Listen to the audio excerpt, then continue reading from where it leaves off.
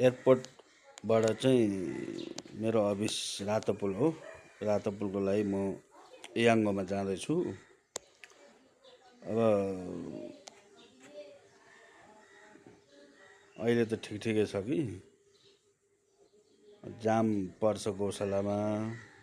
यस्तै हो यो, कहिल्यै पनि जतिखेर गए पनि जाम हुने ठाउँ चाहिँ यो गौशाला चोक हो। अब गयो ठ्याक्क त्यहीँनिर पुगेपछि चाहिँ अड्किने अवस्था छ के।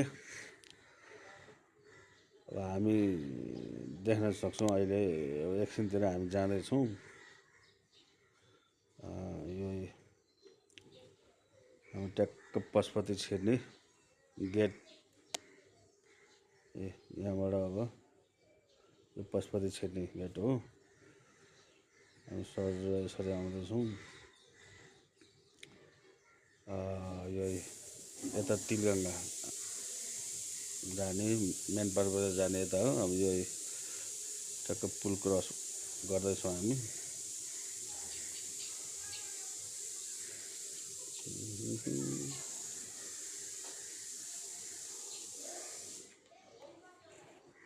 करिबन 7.5 मिनट भनौँ न, 7.5 मिनटको समय चाहिँ लाग्छ जामसामले गर्दाखेरि।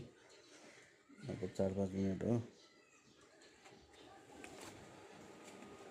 हामी अगाडि बढ्दैछौँ।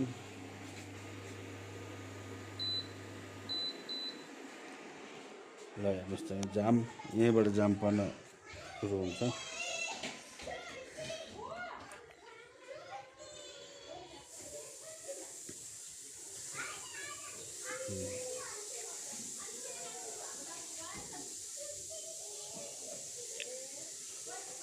हेर्नु गौशालाको रूप रङ, जाम यस्तै छ।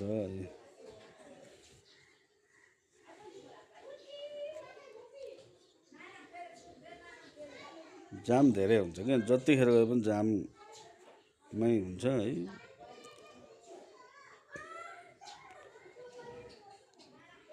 व्यस्त चोक हो नि त यो।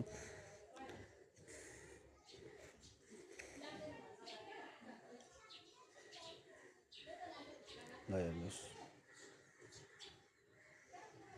भित्रभित्रै छिरेर लैरहेछन् बाइकहरू।